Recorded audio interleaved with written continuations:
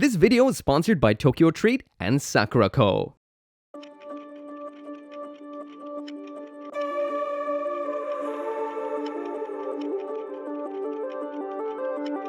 There is a Gundam model kit in my collection that's been there longer than anything else. While going through my backlog for something to build, I found this right here, and this I've had for, I would say, at least 10 or 11 years now.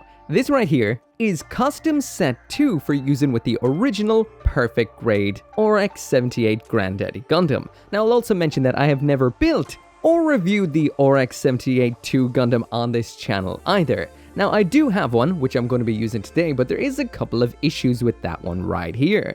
First off, I did not build this kit. Someone else did, and they didn't really put a whole lot of love into the build. The second aspect is I bought this as a junk item online, so that does mean it is missing some parts. It's missing some knee armor, at least. That's the most obvious thing, and well, the actual most obvious missing part is the red section from the middle of the V-fin. So essentially, it's never been a reviewable kit. Now winding back a little bit to that kit that was in my collection the longest, this one right here, the Custom Set 2. Now this right here was a gift given to me, like I said, over a decade ago by my wife. At the time she brought it home to me, I didn't actually have a Perfect Grade Gundam kit to pop this onto. In the interim, sometime maybe last year or the year before, I got into buying some junk gunpla off of Buyee.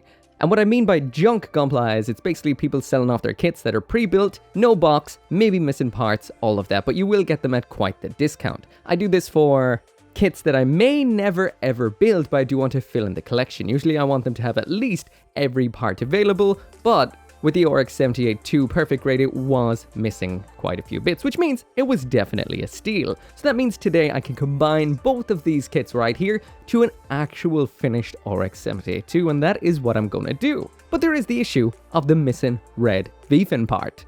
Until now, I've just had this stuck onto it. This is literally one of the little informational tab sections of a Gundam runner. From a distance, you wouldn't even notice, weirdly enough. So yeah, the biggest hurdle right here in step 1 to getting this kit shelf ready is the fact that it doesn't have this piece. So I could either try and buy one, do the stupidest thing, which is buy a whole Perfect Grade RX-78-2 Gundam to steal the part from, or I could just make my own. Now, what I decided to do was a little bit on the experimental side. I have seen people kind of craft pieces out of plat plate or sometimes out of different kinds of resin. Now, I have this lying around the place. This is green stuff. You usually use this with Warhammer models. It's a kind of resin that you mix the two colors together, then you have some working time and it'll finally harden into a plastic-esque material. So what I did was I mixed that up, stuck it onto the general area of where this will go on the Gundam, and then I let it set, kind of resembling a bit of a melted green V-fin center. Now that had to be put aside for a couple of days to cure so I could actually finally finish it off, so in the meantime it was time to build the Custom Set 2.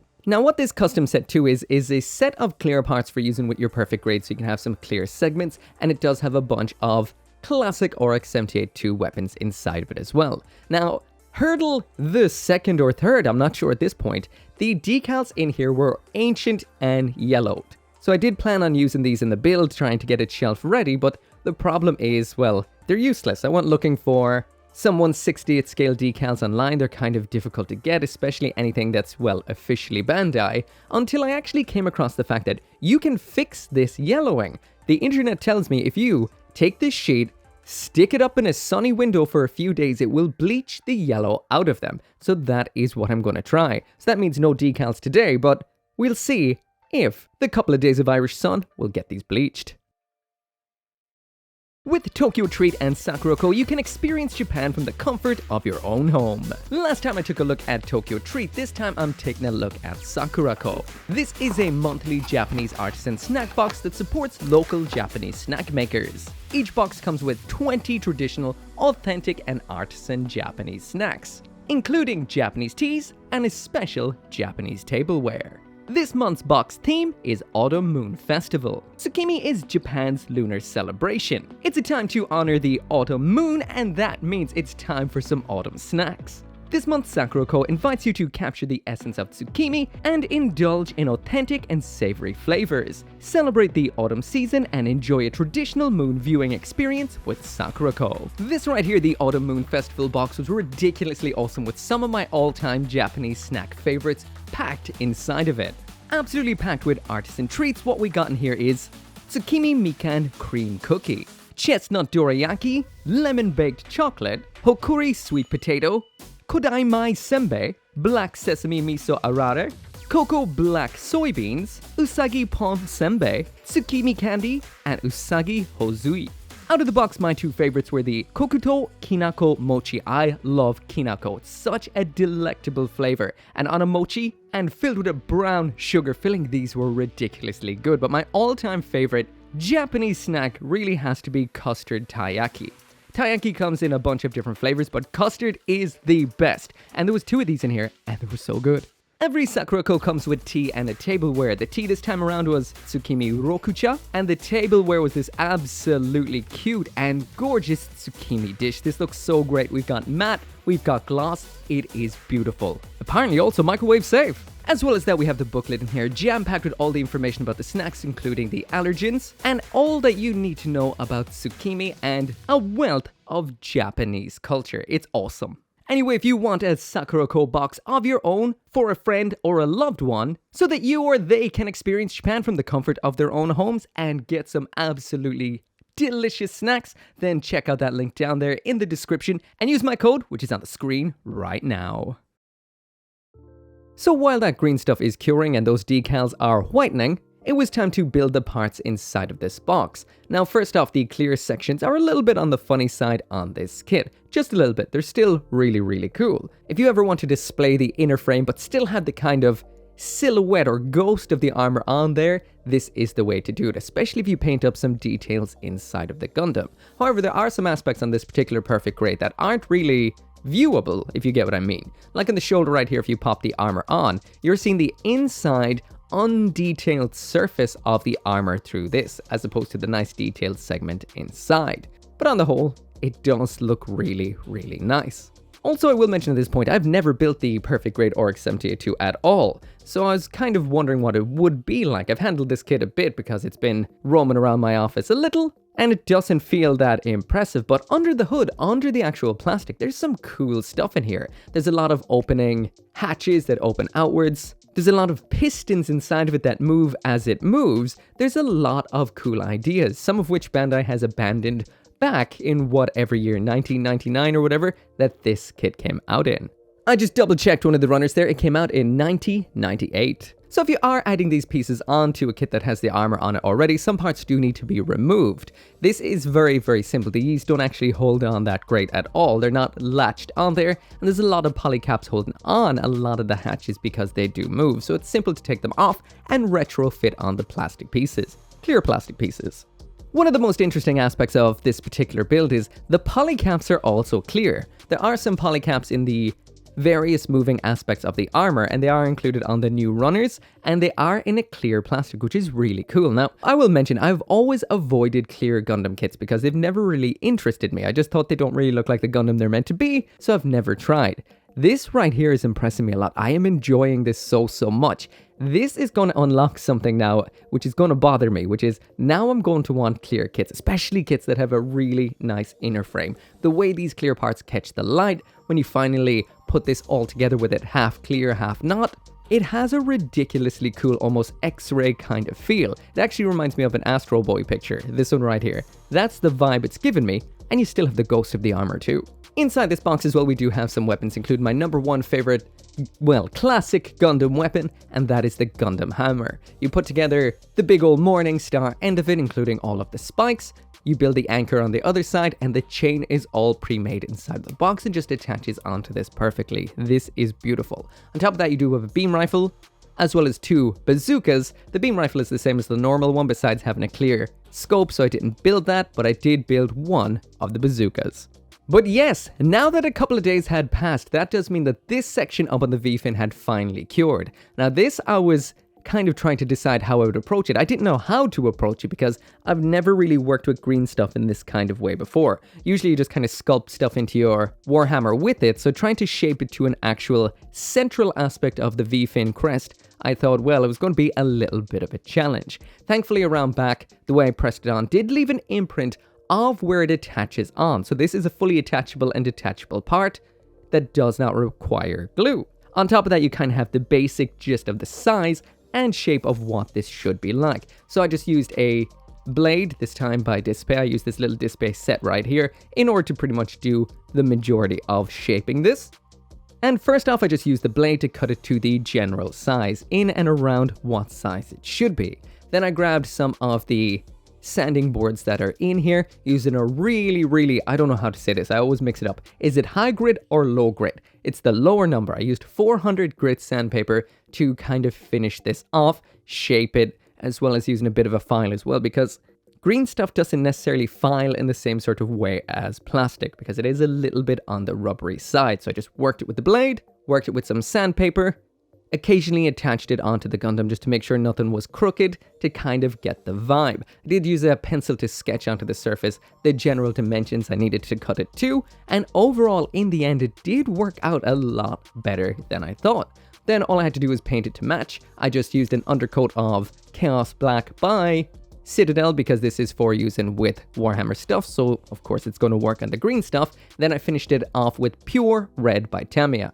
The only issue I really have with this is the fact that it is now a little bit on the shiny side. I did run out of time, so I wasn't able to hit it with a top coat, and I do want to top coat it with the rest of the Gundam itself when I finally do get those newly bleached water slide decals onto it. So this is going to be a project that lasts a little bit more time. While I was doing the head anyway, I decided to clean it up a little bit more. Like I mentioned, this kit was really roughly cut out and put together, so I cleaned up the nubs on that, pointed the V-fin a little bit, and this is what I got in the end. So it's half clear, well, limbs are half clear, crotch is half clear, no missing knee armor, and no missing V-fin bit. So yeah, that took me quite a little bit of time, so the review this time around is going to be a little bit of a mini review.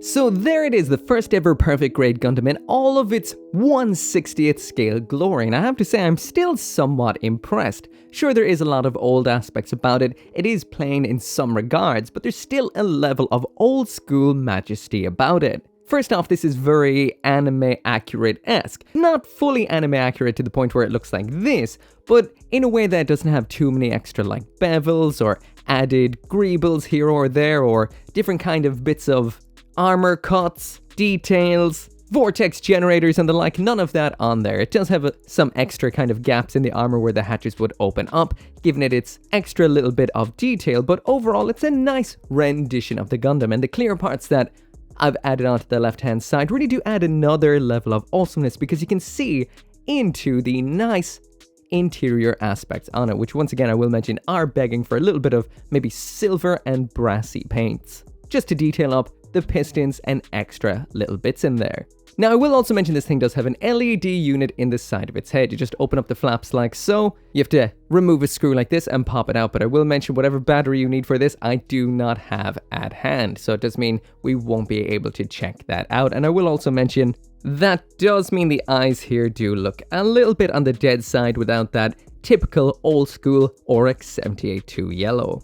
But yeah, before I actually throw this into the full 360 spin so you can check out every bit of detail, I might as well introduce this ride here into the mix, which is the newer Perfect Grade Gundam, which is the Oryx 78-2 Unleashed, or should I say the Perfect Grade Oryx 78-2 Gundam Unleashed. So we'll spin them both at the same time so you can check out which one you like the best. Of course, the one on the left is a little bit more traditional, plain, old school, and, well, a little bit more anime accurate. The one on the right is detailed, with tons of awesome little extra parts and bits. And if you do want to see more about this particular kit, you can check out my review of that, which of course is the Unleashed Perfect Grade, and this builds up in multiple layers and is quite the experience. So there they are, spinning side by side so you can compare and contrast for yourself. So we've got the old school Perfect Grade Oryx 78-2 on the left, we've got the Perfect Grade Oryx 78-2 Unleashed on the right, and this really is a bit of an RTX on kind of situation. One is a little bit on the plain side, more classic Granddaddy Gundam, and the one on the right hand side is just detailed to the max. This right here is just a showcase of what Bandai can do. So depending on what you're looking for visually, this will definitely choose which one that you're really gonna go for. Cost-wise, I'm not sure how the regular Perfect Grade comes in these days or how Gundam prices tend to be. And if you're thinking about stability or something like that, I do notice that the old school one has loosened up a little bit, but I would say the exact same thing about my Perfect Grade Unleashed on the right. That's gotten a little bit loose on me too, and both of them are very likely to separate at the waist if you're holding them from the upper body, so be careful. So yeah, when it comes to the details and the color separation and all of that sort of stuff, the RX-78-2 Perfect Grade definitely has it all down. We'll mention though there is some kind of folding in the blue plastic right here. This is not unusual in bigger parts, but in general, the plastic on this isn't as nice as what you would see in a more modern kit. Now, I don't know when this was built. This could have been built back in 1998. It could be a reprint. I'm not sure. So it's hard to really tell what is and isn't with this particular kit. But overall, the detailing is nice. We do have a lot of impressive, interesting hatches that do open up on various aspects of this kit. In the arms, in the legs. Again, the polycaps have worn down a little bit on this particular kit, so some of them pop off every now and then when I move them. But the new polycap up here in the shoulder, which I just added on, is rock solid. So I'd say out of box, freshly built, it probably holds up well. We've got color separated Vulcans up there, and in general, the head on this is quite nice. That's a nice facade on this particular RX-78-2. There's a lot of panel lines. Well, there's not a lot of panel lines. There's the occasional panel line here and there in the kit that could do with lining up. Actually, not that many at all. And ooh, did I catch that? Did I even catch that falling off? I forgot I had one of the fingers on this from way back when held in with blue tack because it did loosen up and wouldn't hold in anymore. That is kind of one of the typical negative aspects of the older Perfect Grade style hands. They are not the strongest hands around and are quite delicate. Overall though, it does look incredibly nice. So jumping now into the accessories, and here's everything that it comes with as far as I know, which is the usual sword, board, and beam rifle. Now there may be more in there, but what that I don't know of. This is what I got, and I am missing the beams from the beam sabers, but I do have something to take a look at in a minute, which I might as well mention right away is this stuff here. So this weapon right here does work with the beam saber handle, so I will be using that. We've got the Gundam hammer, and this hyper bazooka or bazooka right here.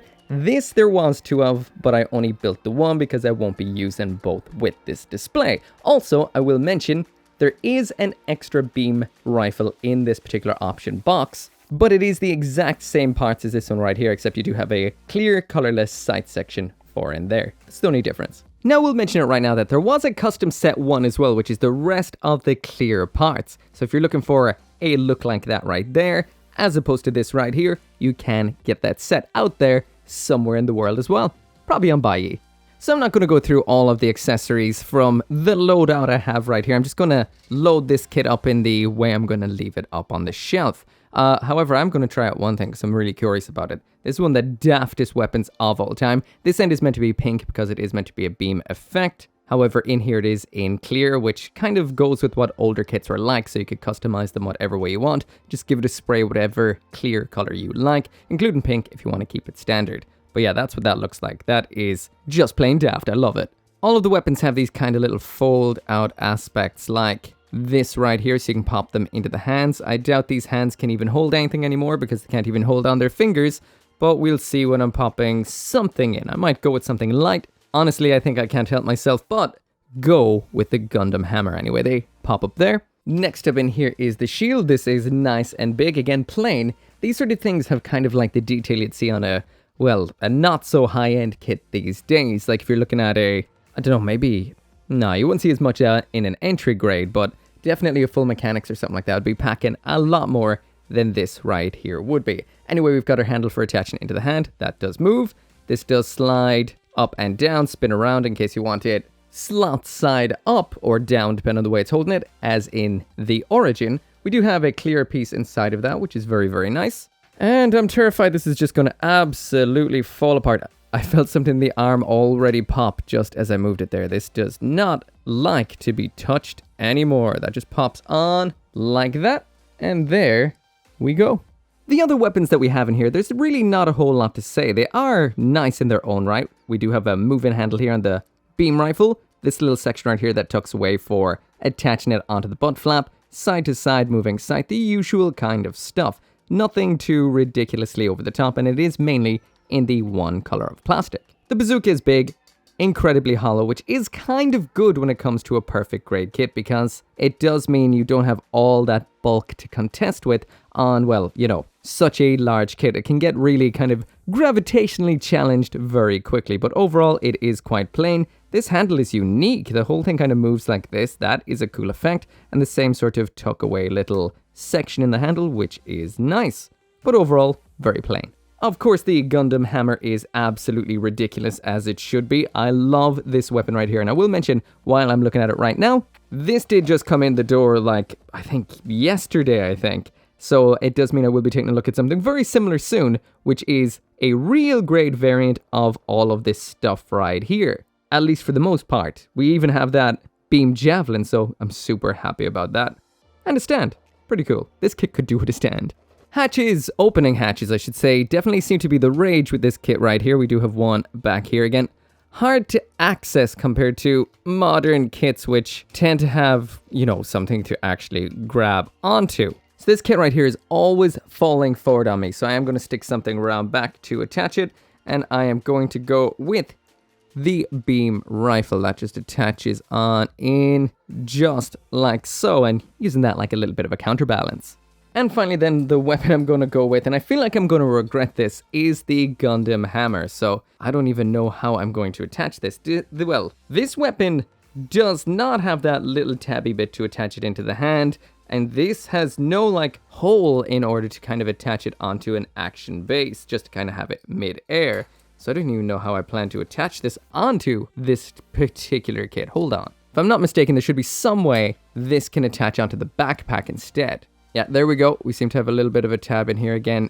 They really didn't think too much about how you're going to get these bits out. And this is going to take a little bit of guesswork because I don't actually have the instructions for this kit, but I'm sure you'd probably find them on somewhere like DeLong or something similar. But I'm just going to outright guess. That looks right. Can I slide it down? I'm afraid something's going to break here. Let's go. Man, just have to do like that. Bit high. All right, there we go. Another bit of a back counterbalance, and now I can get this into some kind of pose. Oh, now it's back heavy. Oh, Jesus, this thing can't decide how it's going to play.